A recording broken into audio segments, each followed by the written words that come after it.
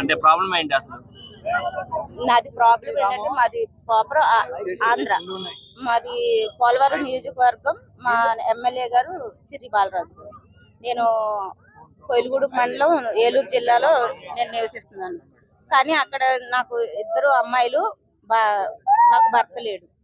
కానీ వాళ్ళిద్దరిని నేనే చూసుకుంటా, నేనే కష్టపడుకుంటే నేనే ఇంటర్ వరకు చదివించుకున్నాను. కానీ నేను తర్వాత నేను వాళ్ళ బీటెక్ డాక్టర్స్ చదివించాలంటే నాకు స్తోమత సరిపోక నేను ఆఫ్ చేసేసి, డాక్టర్లో కొంచెం రుణం వస్తే ఆ రుణం తీసుకుని ఇంకో 2 లక్షలు రుణం వచ్చింది. ఇంకో 2 లక్షలు తీసుకుని 4 లక్షలు పట్టుకెళ్ళి సూరత్ వెళ్ళి ఇషితా హౌస్ అనే బట్టల షాప్ అందున నేను బట్టలు ఆర్డర్ ఇచ్చి వచ్చాక మా అమ్మాయికి, చిన్న అమ్మాయికి అనుకోకుండా హెల్త్ ఇష్యూ అయ్యింది. చిన్న ఆపరేషన్ అయ్యేటోటికి తనకి ఒక 60,000 దాకా ఖర్చు అయినాయి. ఆ బట్టలు నేను ఆర్డర్ ఇచ్చాక 15 రోజులకు కానీ వాళ్ళు నాకు పంపించలేదు. ఈ 15 రోజుల్లో నాకు కొంచెం జరిగింది. నేను వాళ్ళకి ఫోన్ చేశాను, మెసేజ్ పెట్టాను, నాకు బట్టలు పంపించొద్దు, ఇంట్లో నాకు ఇలాగ హెల్త్ ఇష్యూ ఉంది అని అంటే అప్పుడు తెలుగు మాట్లాడిన వాళ్ళు తర్వాత నేను ఫోన్ చేస్తే వాళ్ళు బట్టలు పంపించేసామని చెప్పి పెట్టేశారు. ఇంకా వాళ్ళు నాకు ఫోన్ కాంటాక్ట్ లో లేరు. కానీ నేను ఆ బట్టలు వచ్చేసినాయి. ఈ పేషెంట్ నే చూసుకోవాలా, నేను పనే చేయాలా, ఆ బట్టలు ఏం చేయాలో నాకు అర్థం కాలేదు.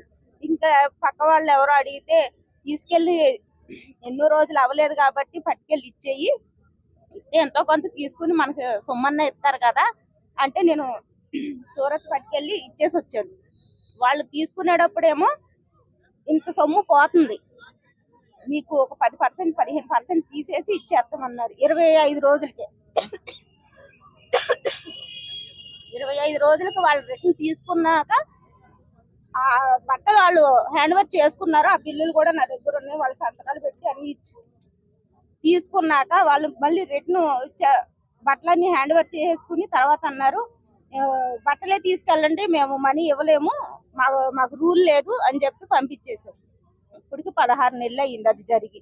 నేను మా ఎమ్మెల్యే గారిని, ఎంపీ గారిని, నాదెండ్ల మనోహర్ సార్ మాకు ముఖాముఖి పార్టీ దానికి వచ్చారు. అక్కడ మాట్లాడితే ఆయన నాకు చేస్తానని మాట ఇచ్చారు. 2 నెలలకి అవ్వకపోతే నేను మళ్ళీ వెళ్ళి తెనాలి వాళ్ళ పార్టీ ఆఫీస్ లో నేను సార్ని కలిశాను. ఇన్స్టాగ్రామ్ లో నిమ్మల రామానాయుడు గారు మంచిగా చేస్తున్నారని చెప్పి అక్కడికి వెళ్ళి కలిశాను. సారు మాది కాదు కదమ్మా అని చెప్పి మా ఎమ్మెల్యే గారికి ఒక లెటర్ రాశారు. ఎంత తిరిగినా కానీ పోలీసులు కూడా మేమేం చేయలేము, అమ్మాళ్ళు తెలుగు మాట్లాడతలేదు, మేమేం చేయలేమని చెప్పి వదిలేశారు. సార్ వాళ్ళు జిల్లా ఎస్పీకి పంపించారు, నాదెండ్ల మనోహర్ సార్, ఆయన సంతకం పెట్టి పంపించారు. కానీ నా సమస్య ఎక్కడి వరకు వాళ్ళ దగ్గరికి వెళ్ళలేదు, అడిగింది లేదు, చేసింది లేదు. నేను జనసేన పార్టీని నేను తప్పుగా మాట్లాడతలేదు, కానీ వాళ్ళ పనుల వల్ల నా పనిని పక్కన పెట్టారు. కానీ ఈ మీడియా ముఖంగా కొంచెం ఆ పనిని దృష్టిలో పెట్టుకునేలాగా వెళ్ళొద్దని నేను ఈ అమ్మని ఆశ్రయించాను. ఎందుకంటే తన వాయిస్ బేసు నాకు ఫస్ట్ టైం ఇదే, నేను ఇలా చేయటం అనేది కూడా తెలియదు. ఎందుకంటే నేను 14,000 రూపాయలు సంపాదించుకుని 2 ఆడపిల్లలను పెంచుకునేదాన్ని. నాకు భర్త కూడా లేరు, మేమిద్దరు విడిపోయి 13 సంవత్సరాలు అయ్యింది. నాకు మా అమ్మ నాన్న ముసలి వాళ్ళు కాబట్టి వాళ్ళు చేయలేక మేము 3 ఆడపిల్లలం అయ్యండి నన్ను 2వ మ్యారేజ్ అతనికి చేశారు. నాకు 2 ఆడపిల్లలు పుట్టాక వాళ్ళు తన భార్య దగ్గరికి తను వెళ్ళిపోయాడు. మా అత్తగారు వాళ్ళు పట్టించుకోరు, మా అమ్మాళ్ళు పట్టించుకోరు. నేను కష్టపడి నా పిల్లల్ని పెంచుకోవాలి. మా పెద్ద అమ్మాయికి 21 సంవత్సరం, చిన్న అమ్మాయికి 19. ఇప్పుడు వాళ్ళకి మ్యారేజ్ చేసే ఇది ఉంది కాబట్టి నాకు ఆ డబ్బులు చాలా అవసరం. ఈ 16 నెలలు నేను అట్లా వడ్డీ కట్టుకుంటా కొంత అప్పు తీర్చుకున్నాను. నాకు ఆ డబ్బులు వచ్చినాయి అంటే నాకు ఆ బాకీ తీర్చుకుని కొంచెం నేను పిల్లకి పెళ్లి చేసుకునే అంత ఇది ఉంది నాకు. ఎన్ని సంవత్సరాల నుంచి కూడా వాళ్ళతో ఒక 2 నెలలు కూడా నేను కలిసి లేను మా పిల్లలతోటి. ఎప్పుడు వాళ్ళు ఒక చోట నేను ఒక చోట పని చేసుకుంటాం, అలా అయిపోయింది. ఈ డబ్బులు వచ్చినాయి అంటే నేను పిల్లలకు పెళ్లి చేసుకుంటాను, నేను వాళ్ళ దగ్గరుండి చూసుకుందామని జనసేన నాయకుల్ని నేను తప్పుగా మాట్లాడతలేదు.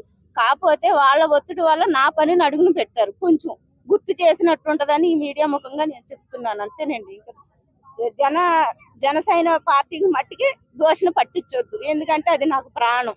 మా అన్న పవన్ అన్న నా పిల్లలకి మేనమామ, అదైతే నేను ఒప్పుకుంటున్నాను. ఎస్పీ గారికి ఫోన్ చేసి ఇమీడియట్ గా పరిష్కారం చేయమన్నారు. 1 రోజులో చేయమంటే వాళ్ళు చేసామని చెప్పి కాగితం ఇచ్చి పంపించారు. కానీ చేయలేదు. ఏమని చెప్పారు అసలు ఎస్పీ గారు? ఎస్పీ గారు ఇమీడియట్ గా ఆమె డబ్బులు వసూలు చేసి ఇలా ఉన్నాయంట చేయమని చెప్పి అన్నారు. ఎవరికి? సూరత్ లో వాళ్ళకి ఫోన్ చేశారు. చేశారు కానీ వాళ్ళు తెలుగు మాట్లాడలేదు. వీళ్ళకి హిందీ రాదంట, వాళ్ళకి తెలుగు రాదంట. అలా వారం రోజులు తిరిగాను. సాయంత్రం 4ంటికి వెళ్ళి నైట్ 8 వరకు స్టేషన్ కాడే ఉన్నాను. కానీ నాకు ఏ రిజల్ట్స్ రాలేదు. నేను పని చేసుకుంటూ 2 పిల్లల్ని పెంచుకోవాలి. నేను వీటి చుట్టూ తిరిగితే నాకు పోషకారం ఉండదు. నేను నెల నెల వారి కట్టుకునే ఉంటాయి. నాకు ఏ ఆధారము లేదు. అందుకనే ఈ అమ్మని నేను ఇన్స్టాగ్రామ్ లో మా పెద్ద పిల్లతోటి ఇలా పెట్టించమ్మా అని అంటే పెట్టించింది. ఇన్స్టాగ్రామ్ లో ఈవిని కలిశాను. నాకు ఈవిడ ధైర్యం ఎత్తదని ఇక్కడ దాకా వచ్చాను. నేను ఇక్కడే ఒక పాపను చూసుకుంటా, ఇక్కడే కేర్ టేకర్ కింద పనిచేస్తున్నాను. అందుకని ఆంధ్రాలో నాకు హెల్ప్ చేసే వాళ్ళు ఎవరూ లేరు. ఇంత ధైర్యంగా కూడా నేను ఆంధ్రాలో అయితే నేను మాట్లాడలేను కూడా. ఎందుకంటే మేము ఓసి కాపులు, మేము బయటకు వస్తే పలానా పలానా అని మమ్మల్ని ఏలెత్తి చూపిస్తారు. ఎందుకంటే నాకు వయసుకు వచ్చిన అమ్మాయిలు 2 ఉన్నారు. ఈ అమ్మ పద్ధతి మాట తీరుని బట్టి నేను ఇక్కడికి వచ్చాను. నా గురించి ఏమన్నా సమస్య గట్టిగా మాట్లాడి ఎదరికి పంపిద్ది.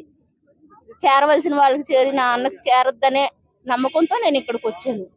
అంతే తప్ప నేను ఎవరిని చేయడానికి ఆంధ్ర సమస్య తెలంగాణలో వ్యక్తపరుతున్నకైతే కాదు. నేను ఇదే నేను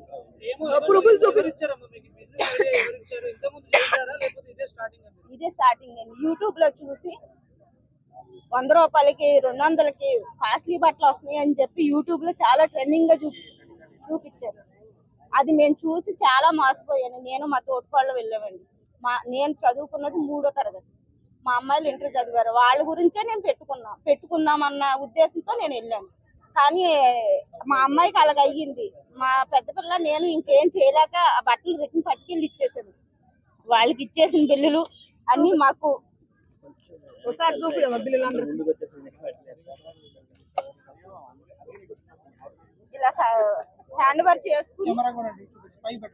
ఇలా హ్యాండ్ వర్క్ చేసుకుని సంతకం పెట్టి ఇచ్చారు. వాళ్ళు ఎప్పుడు వచ్చినా బట్టలే ఇస్తాము, మనీ ఇవ్వము. ఇషిత హౌస్ అండి.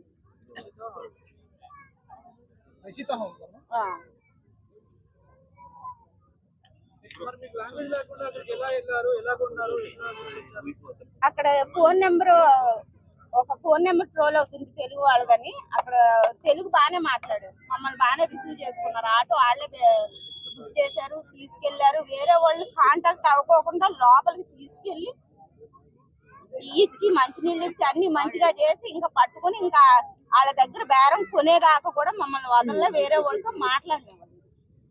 అది అలా అయ్యింది. మేము వెనక్కి రిటర్న్ వచ్చేద్దాం అనుకున్నాం అక్కడ పరిస్థితి చూసి. కానీ అక్కడ వాళ్ళు అలాగా ఫోర్స్ చేసినట్టు అయ్యింది. ఎవరితోనూ మాట్లాడనివ్వలేదు వాళ్ళు మమ్మల్ని. అసలు ఎక్కడ పక్కకు తిరిగితే మాకేం తెలియదు. అక్కడ